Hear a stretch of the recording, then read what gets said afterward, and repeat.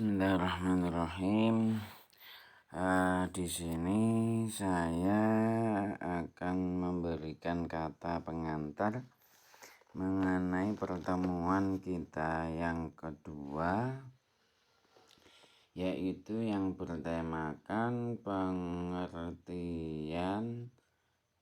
teologi Islam atau ilmu kalam dan ruang lingkup kajian teologi Islam. Dalam pengertian teologi Islam atau ilmu kalam, terlebih dahulu saya kasih gambaran bahwa dalam disiplin ilmu keislaman itu ada 3 tahapan 3 macam. Yang pertama fikih, kemudian tasawuf, dan falsafah Islam. Ini adalah menurut Bapak Nurholis Majid dalam bukunya Islam, Doktrin dan Peradaban. Sedangkan untuk teologi Islam ini adalah masuk pada kajian falsafat, kajian filsafat Islam Jadi nanti ini adalah pemikiran yang dimana akal itu dijadikan sebagai sumber yang kedua atau sumber sekunder, sedangkan sumber primernya itu adalah wahyu Al-Quran dan hadis. Baik, itu sebagai kata pengantar pertama. Kata pengantar selanjutnya kedua adalah sebagai pengertian definisi teologi Islam. Definisi teologi Islam itu bermacam-macam. Ada yang mengatakan bahwa kalau istilah teologi yaitu di PPT saya sudah saya jelaskan Istilah teologi itu ada yang mengatakan ini adalah bisa Anda lihat di bukunya Budi Munawar Rahman judulnya Kontekstualisasi Doktrin Islam dalam Sejarah. Bukunya judulnya itu beliau mengatakan bahwa teologi secara historis itu berasal dari khazanah dan tradisi gereja Kristiani. Jadi bukan dari Islam Kemudian umat Islam itu mengadopsinya, mengambilnya, menghiasinya, terus kemudian bagaimana sehingga menjadi teologi Islam. Maka kalau berbicara secara historis mengenai teologi itu berangkat dari tradisi gereja Kristiani. Maka kalau temanya teologi pasti ada sandaran Islamnya. Karena nanti ada teologi yang bukan Islam, teologi Kristiani, teologi Budi dan lain sebagainya. Nih, dari segi historis, kalau untuk pengertian yang di PPT itu sudah saya jelaskan secara singkat Ini penambahan dari saya. Baik, itu secara historis mengenai teologi Jadi itu kalau dari Yunani itu saya beri keterangan kalau dari Yunani itu orang Yunani dahulu itu menerangkan tentang para dewa itu menggunakan teologi itu. Karena memang artinya theo itu adalah theos Tuhan Kemudian logos itu adalah pengetahuan, jadi pengetahuan tentang Tuhan. Baik, itu meskipun memang teologi dan ilmu kalam dari sudut kebahasaan bisa dikatakan adalah identik sama-sama membahas tentang Tuhan dan bisa saling menggantikan, namun dalam tataran terminologis ternyata ada sisi-sisi yang berbeda. Ya, nanti saya ungkapkan apa sisi-sisi yang berbeda. Ini mulai saya tunjukkan. Ini sisi perbedaannya antara teologi Islam dengan teologi Kristen. Ya. Bukan, maksud saya ini. Antara penggunaan teologi dengan ilmu kalam itu bedanya di sini. Kalau teologi dalam tradisi Kristiani itu ternyata bukan hanya mengkaji aspek ketuhanan, tetapi mengkaji seluruh aspek agama Kristen itu. Ini bedanya. Sedangkan pada ilmu kalam itu hanya mengkaji pada aspek ketuhanan saja. Ya, itu. Kalau dalam bahasa kita, ya kalau dalam teologi Kristen itu juga mengkaji tentang fikih, tentang akhlak, ya. Fikih kan macam-macam, ada fikih muamalah, fikih ibadah dan sebagainya. Itu ternyata dalam teologi Kristen juga dikaji. Tetapi kalau dalam ilmu kalam, ya namanya ilmu kalam, ilmu ilmu dalam bahasa Indonesia ya. Nanti kalau ma'rifah pengetahuan, ilmu ya ulum ya. Ilmu jamaknya ulum, ilmu. Kalau kalam itu adalah pembicaraan ya. Kalau dalam bahasa kita itu pemikiran. Kalau dalam bahasa nahwu al-kalamu huwal lafdu al-murakkabu al-mufidu bil wat'i. Menurut ulama nahwu al-kalam, yang namanya kalam itu adalah walafdu, harus berupa lafat ya. Al-lafdu al-murakkabu, lafat yang tersusun ya. Kalau lafat sendiri itu harus sautun mustamilun ala ba'di hurufil hijaiyah, suara yang mengandung huruf hijaiyah. Kalau ini dalam pengertian nahwu ya. Makanya nahwu yang dibahas itu adalah huruf hijaiyah ya. Huruf hijaiyah al-murakkabu yang tersusun ya. Tidak huruf-huruf yang lain, huruf Inggris tidak di nahwu, bahasa Indonesia tidak, apalagi bahasa Jawa ya tidak ya. Nah, al-lafdu di dalam ulama lughah Arabiyah itu adalah sautun, suara yang mengandung huruf-huruf hijaiyah. Jadi intinya kalau ilmu kalam itu adalah perdebatan, kemudian yang dibukukan ya, yang dibukukan di dalam buku pun ada dialog, seakan-akan itu berdebat. Makanya Al-Quran itu juga sebenarnya kalau kalam aslinya itu adalah bukan berupa tulisan, tetapi adalah berupa sautun ya, berupa sautun. Maka wahyu yang turun kepada Nabi Muhammad Shallallahu Alaihi Wasallam itu adalah bukan berupa tulisan, akan tetapi berupa suara, dan Nabi pun menerimanya itu adalah secara yaqdhah, secara bangun, tidak dalam keadaan mimpi. Sebagaimana saya menyampaikan, pengantar mata kuliah ini juga dalam keadaan bangun. Tentunya Anda menerima pengantar mata kuliah ini juga dalam keadaan bangun. Baik, kita kembali ke situ. Juga kalau ulama yang dahulu itu seperti Imam Abu Hanifah, itu terkenal dengan bapak ilmu fikih ya. Menulis kitab yang berisi tentang Fiqhul Akbar ya. Fiqhul Akbar. Fiqhul Akbar ini bukan tentang fikih yang kita ketahui seperti sholat dan lain sebagainya, akan tapi fiqhul akbar yang dimaksud oleh pemikiran Imam Abu Hanifah adalah yang mencakup tentang kajian bidang usuliyah. Bidang usuliyah itu bidang pokok, bidang tauhid, bidang ketuhanan ya.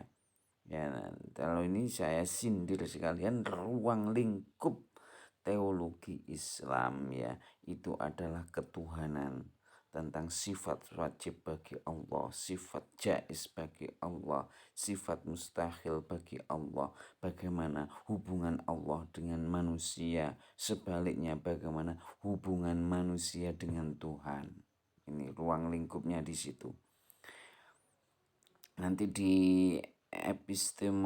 nanti pengertiannya ada ontologis, nanti ada epistemologis, ada aksiologis ya. Nanti Anda akan menemukan perbedaan di antara istilah-istilah tersebut. Baik, pemikir Imam Abu Hanifah ya, itu membuat istilah ada fikul akbar yang disebut adalah usuliyah, kemudian fikul asghar yang kita sekarang sampai sekarang itu istilahnya adalah fikih ya.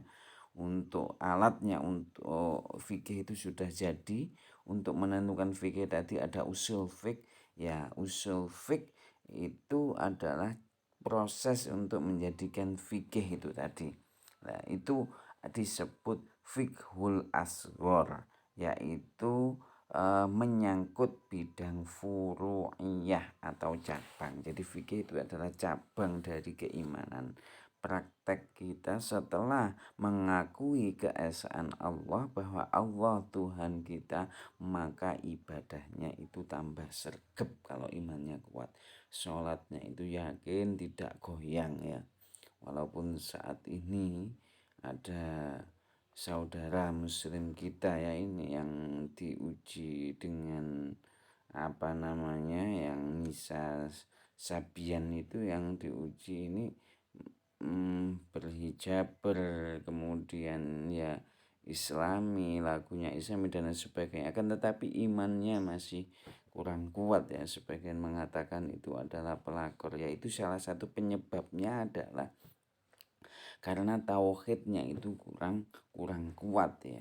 Nah, ini perlu ada suatu kajian ya.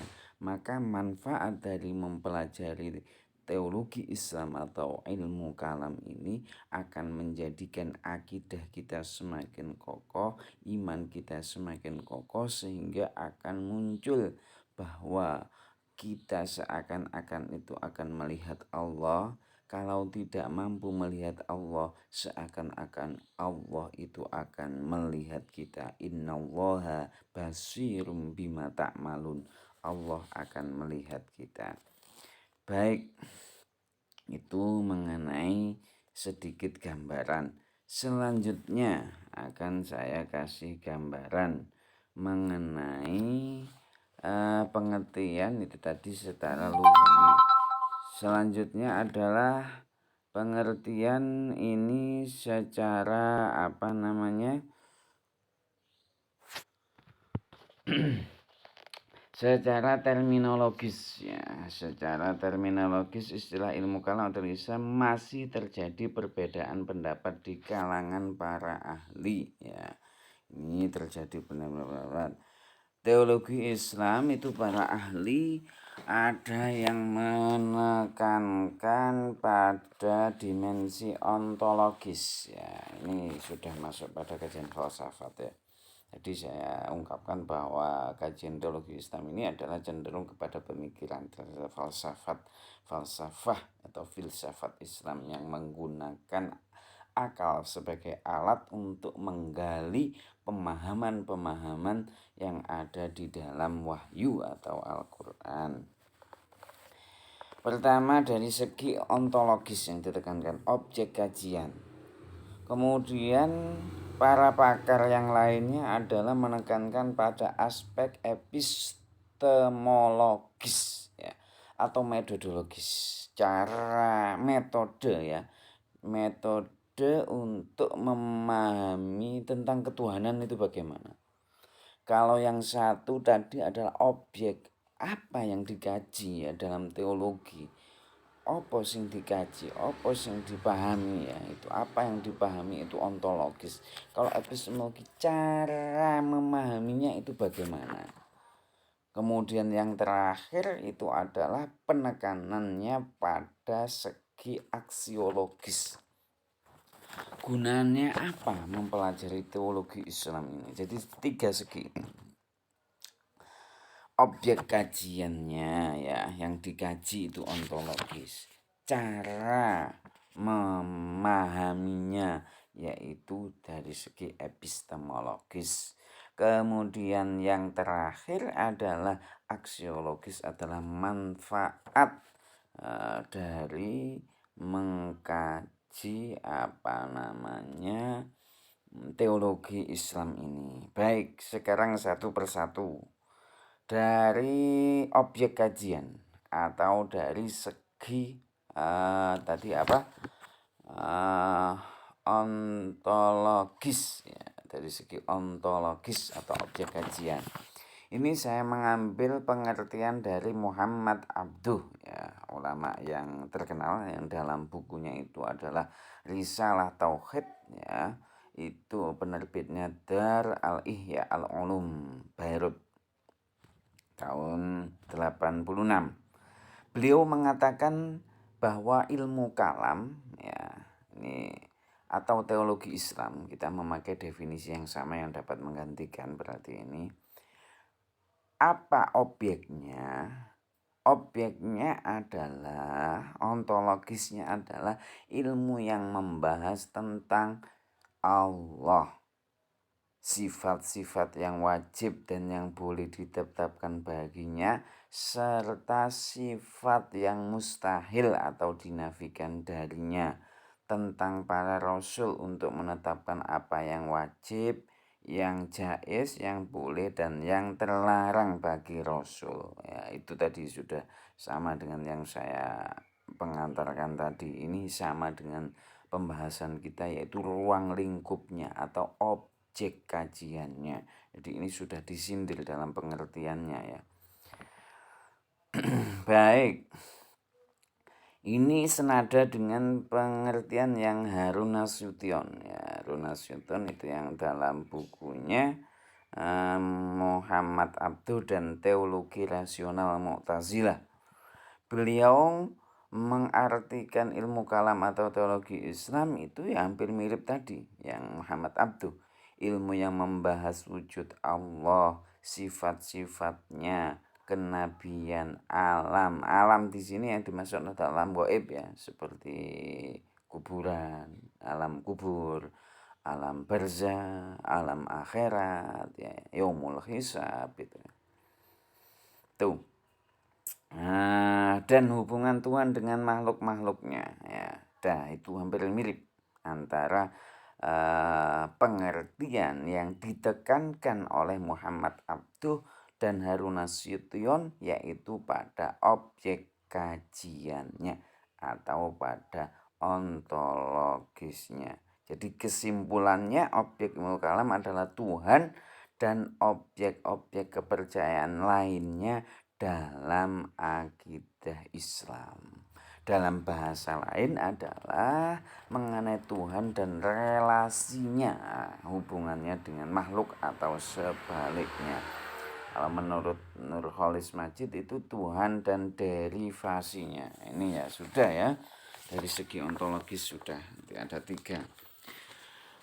Dari segi epistemologis atau metodologis ya, bahasa asing. Baik, dari segi epistemologis ini saya mengutip pendapatnya Abduddin Al-Iji ya. Ini dinukil oleh Yunan Yusuf. Abduddin Al-Iji ini memberi definisi ilmu kalam ya, ini pada aspek epistemologis, aspek metodologis, metode untuk memahami tentang ketuhanan, yaitu menurut beliau yang dimaksud teologi Islam adalah ilmu yang dipergunakan untuk menetapkan akidah Islam dengan cara apa? Mempergunakan dalil untuk membantah penyelewengan atau syubhah dalam masalah akidah. Ya, jadi beliau menggunakan ilmu yang dipergunakan untuk menetapkan penyelewengan dalam masalah akidah. Tuh, ini sejalan dengan ulama cendekiawan dari Mesir yaitu Mustafa Abdur Razik yang menukil berbagai definisi teologi Islam, diantaranya beliau menukil dari Muhammad ibnu Ali At-Tohanawi. Ya. Beliau mendefinisikan teologi Islam atau ilmu kalam dalam segi epistemologis, yaitu suatu ilmu yang memberikan kemampuan, ya, dengan ilmu ini memberikan kemampuan untuk menetapkan akidah agama Islam dengan mengajukan argumentasi dan untuk menghilangkan keraguan. Jadi argumentasi ya datangnya dari akal ya. Datangnya dari akal, alasan ya, mengapa mengatakan ini, mengapa mengatakan itu butuh argumentasinya. Jadi secara epistemologis wahyu merupakan sumber primer dan akal itu adalah sebagai sumber sekunder ya, atau dalam ilmu kalam ini adalah dinamakan metode berpikir. Baik, kemudian yang terakhir yaitu dari ilmu kalam atau teologi Islam yang memberikan penekanan kuat pada aspek aksiologis atau nilai guna. Ini saya mengutip pendapatnya Ibnu Khaldun ya, ini dalam PPT saya ada, ini kebetulan ada. Mengutip Ibnu Khaldun yang mengatakan bahwa ilmu kalam atau teologi Islam adalah ilmu yang mengandung argumen rasional untuk membela manfaatnya kan, berarti kan aksiologis itu manfaatnya untuk membela akidah keimanan, tujuannya lagi, dan untuk menolak golongan atau ahli bid'ah yang menyimpang dan menyeleweng dari faham salaf atau ahlus sunnah. Nah, ini bisa dilihat dari bukunya Hanafi, yaitu dilihat dari bukunya Ibnu Khaldun ya, Muqaddimah Ibnu Khaldun, itu sangat terkenal. Kemudian hal ini saya dukung lagi yang penekanannya pada aspek aksiologis, yaitu adalah Imam Ghazali. Imam Ghazali mengatakan ilmu kalam adalah sebagai ilmu yang dipergunakan untuk mempertahankan akidah ahlus sunnah dan menjaganya dari aliran yang sesat dengan bersandarkan kepada Al-Quran dan Sunnah serta menggunakan alasan yang rasional. Ya, ini ya.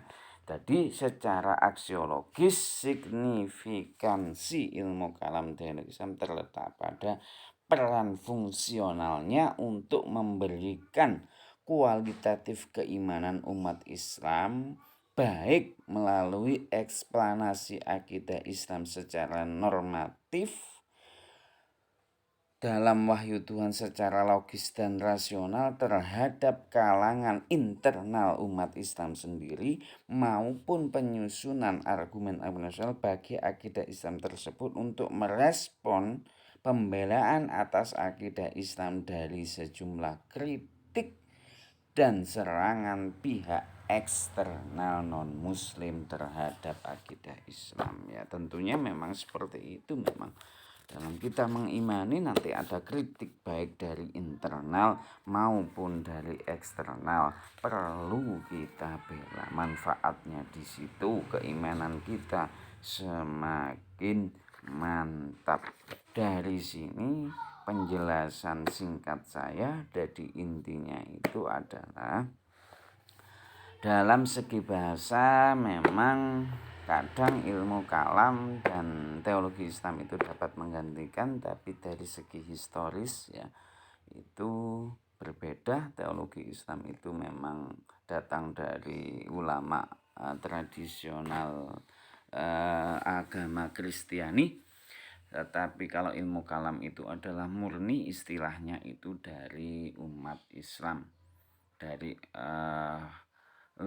kajiannya pun berbeda. Kalau teologi Islam itu mengkajinya itu teologi itu kalau dalam Kristian itu adalah mencakup semua aspek agama, tapi kalau dalam Islam itu hanya tentang ketuhanan saja. Kemudian kalau dalam segi terminologi itu penekanannya berbeda-beda. Ada yang tekannya pada ontologis yaitu objek, ada yang penekannya pada epistemologi yaitu metode, dan yang terakhir penekannya pada aksiologis yaitu nilai guna atau manfaat. Demikian kata pengantar untuk pembuatan makalah pada pertemuan kedua, yaitu tentang pengertian teologi Islam atau ilmu kalam dan ruang lingkup teologi Islam. Wassalamualaikum warahmatullahi wabarakatuh.